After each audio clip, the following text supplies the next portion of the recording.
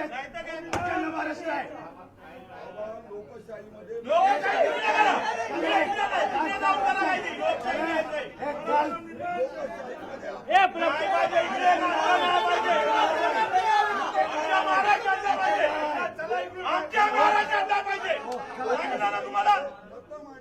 आमच्या महाराष्ट्राचा पाहिजे तुम्ही निकाल करायचा पाहिजे. लक्षात घरी जाऊन मांडा तुम्ही.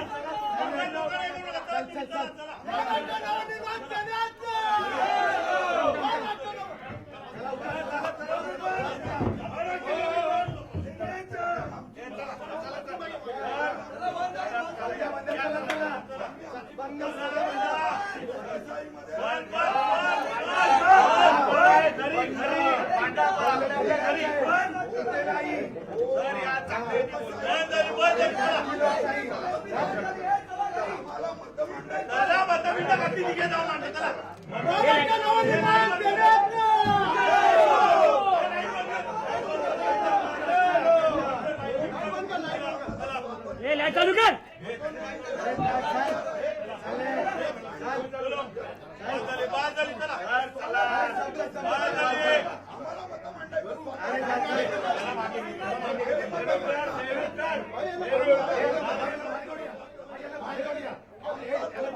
आपल्यासोबत आहेत मयांक भागवत, विशेष प्रतिनिधी. मयांक, विदर्भवाद्यांच्या पत्रकार परिषदेत मनसेनं गोंधळ घातलेला आहे, नेमका काय आहे हा सगळा प्रकार?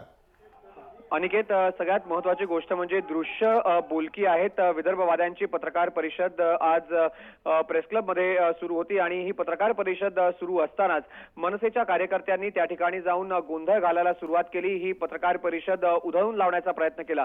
आपण पाहतोय वामनराव चटप माजी आमदार आहेत, विदर्भवादी नेते आहेत. गेले कित्येक वर्ष वेगळ्या विदर्भाच्या साठी वामनराव चटप आंदोलन करतात आणि वामनराव चटप यांची जेव्हा पत्रकार परिषद वेगळ्या विदर्भाबाबत सुरू होती, कालच अशी कुणकुण लागली होती की मनसे या पत्रकार परिषदेमध्ये जाऊन गोंधळ घालू शकेल. मात्र मनसेने या पत्रकार परिषदेमध्ये आम्ही गोंधळ घालणार नाही अशा प्रकारे एक वेगळा पवित्रा घेतला होता. मात्र आज त्यांनी या ठिकाणी अचानक रित्या येऊन या पत्रकार परिषदेमध्ये गोंधळ घातला. बहुधा अमय खोपकर असू दे, संदीप देशपांडे असू दे किंवा मनसेचे धुरी आहेत, नगरसेवक, हे सगळे या सगळ्यांनी एकत्र येऊन या पत्रकार परिषदेमध्ये गोंधळ घालून ही पत्रकार परिषद बंद पाडण्याचा प्रयत्न केला. मागणी अशी आहे मनसेच्या नेत्यांची की कोणत्याही परिस्थितीमध्ये आम्ही विदर्भ वेगळा होऊ देणार नाही, महाराष्ट्र अखंडच राहायला पाहिजे आणि आम्ही संयुक्त महाराष्ट्राचे पुरस्कर्ते आहोत. आणि त्यासाठी जेव्हा वेगळ्या विदर्भवाद्यांची पत्रकार परिषद सुरू होती, अचानक मनसेचे जवळपास 10 ते 12 कार्यकर्ते घुसले, ज्याच्यामध्ये अमय खोपकर आपण पाहतोय, ज्याच्यामध्ये मनसेचे इतर त्या ठिकाणचे स्थानिक नगरसेवक आणि स्थानिक कार्यकर्ते देखील होते. त्यांनी विदर्भवाद्यांची जी मागणी होती ती आपण अमय खोपकर काय म्हणतात ते पाहूया. संदीप भाऊ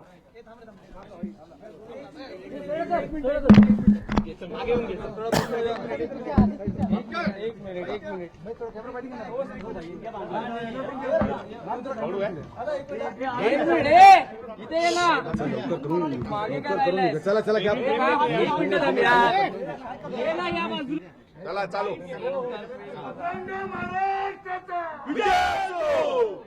महाराष्ट्र नवी शिवसेना विजय असो.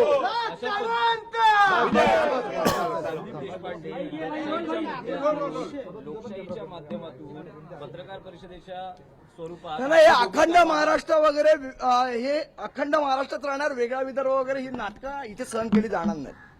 ही आमची स्पष्ट आणि ठाम भूमिका आहे. पण ही आंदोलनाची पद्धत झाली का? कारण ज्या मग कुठल्या पद्धतीने करायची आंदोलनं? म्हणजे तुम्ही वेगळ्या विदर्भाची चूल मांडणार आहे, आम्ही इथे हातावर हात धरून तुमची तमाशा बघत बसायचे का? इथे 106 लोकांनी बळी दिल्यानंतर महाराष्ट्र मिळालेला आहे.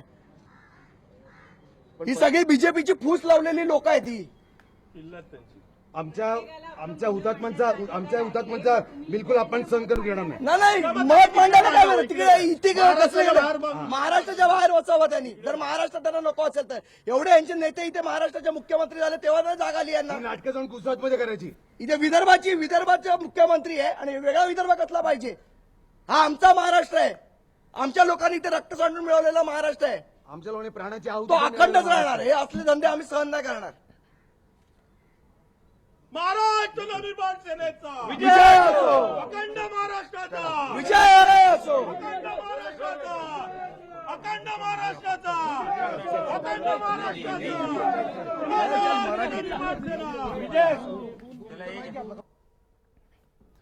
तर आपले प्रतिनिधी आहेत मयांक भागवत आपल्यासोबत. मयांक, विदर्भवाद्यांच्या पत्रकार परिषदेत मनसेनं हा गोंधळ घातलेला आहे, काय अधिक माहिती देशील?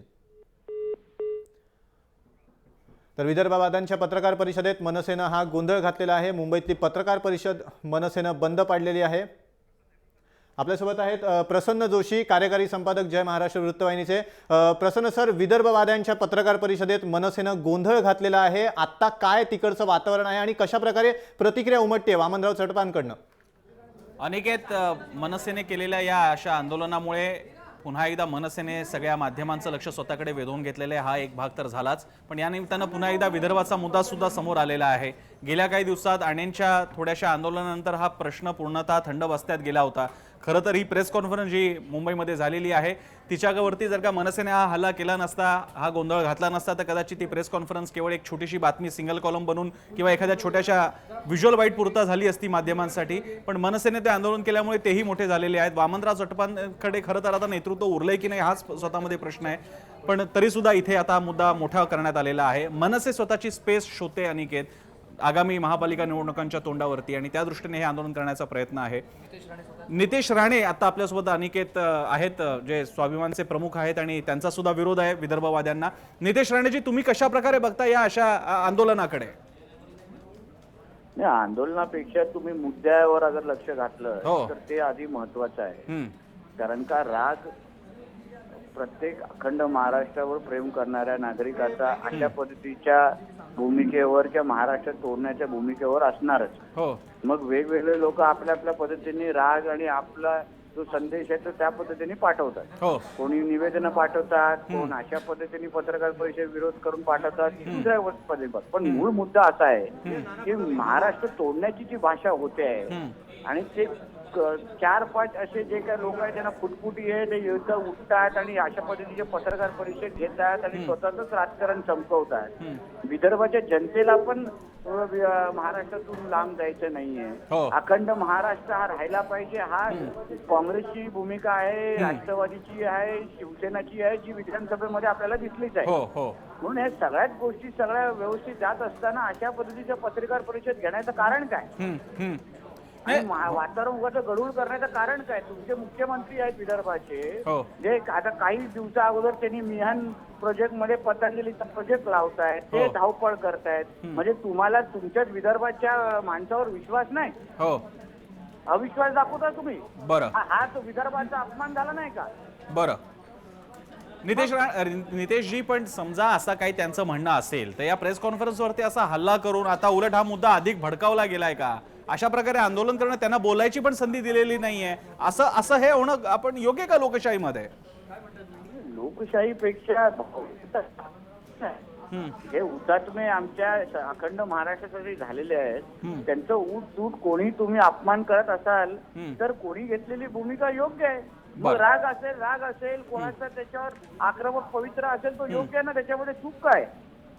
पण म्हणजे उद्या विदर्भवाद्यांनी पण, आणि हे मोजकेच लोक आहेत हो, तुम्हाला समजून घ्या, हे 4-5च लोक आहेत. नाही नितेश राणेजी, उद्या जर का आणखी कोणी असे कोणी प्रेस कॉन्फरन्स आयोजित केली, आणेंनी केली, नाही तर वामनराव चटपांनी केली, नाही तर जामवंतराव धोटेंनी समजा मुंबईत केली, तर स्वाभिमानचा सुद्धा हाच अँगल असणार आहे, असंच तुम्ही उधळून लावणार पत्रकार परिषद?